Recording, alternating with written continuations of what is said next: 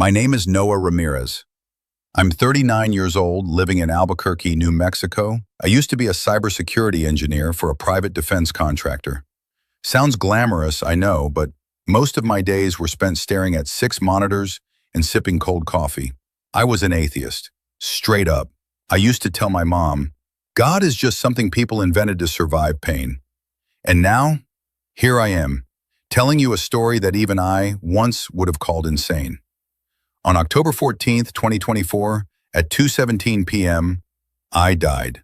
Not in war, not in a car crash. I died in a digital explosion. You're probably thinking, how the hell does someone die from the internet?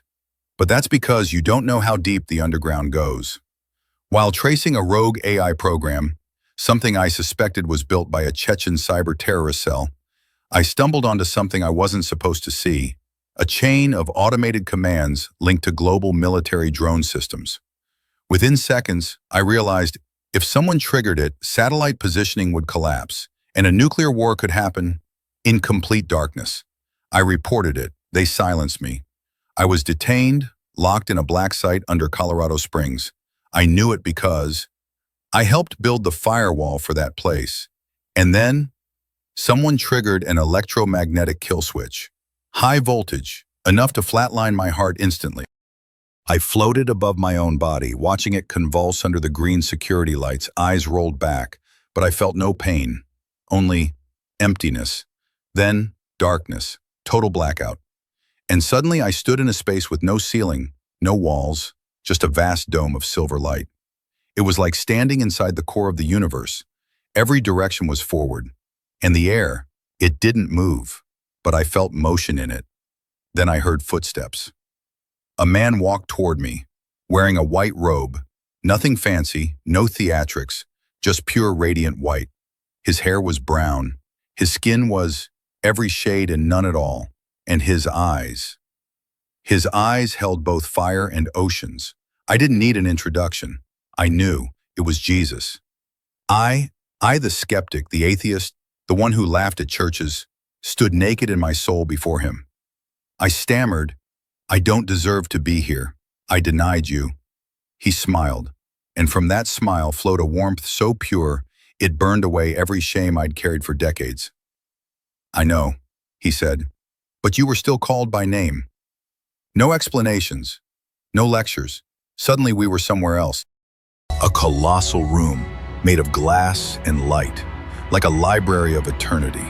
But no books, just golden threads floating midair, each one touching live images, cities, skies, babies, bombs, prayers, politicians.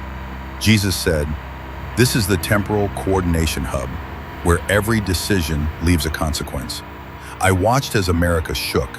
Missiles rose from the Baltic Sea. Nuclear flashes swallowed Seoul, Chicago, Cape Town. But worse, I saw people laughing, drinking wine, arguing about crypto, oblivious as the world came undone. I screamed, "Why won't you stop it? You can stop it." He turned, not angry, just sad. "I gave mankind the key," he said. "I gave them the most powerful weapon, prayer."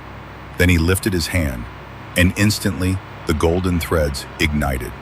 I saw small groups kneeling in garages, old women in empty churches, children whispering beside candlelight, their prayers rising, weaving a living net of light. And the darkness, it retreated. "You see," he said, "no armies, no presidents, just humbled hearts." Tears streamed down my face. "Why show me this?" I asked. He stepped closer. "Because you were once part of the system, and those who serve the darkness will listen to someone who came from it. But they'll say I'm crazy, a burnout, a guy with trauma and delusions. You don't need their praise, only your faithfulness. I will walk with you." Then I saw her, Leah, my wife, holding our 3-year-old daughter, sobbing beside our bed. She had no idea what I truly did, and I knew I had to go back. I woke up in an ambulance, an EMT shocking me for the 3rd time, chest burning, eyes blurred, a voice shouting, "He's back! He's alive!"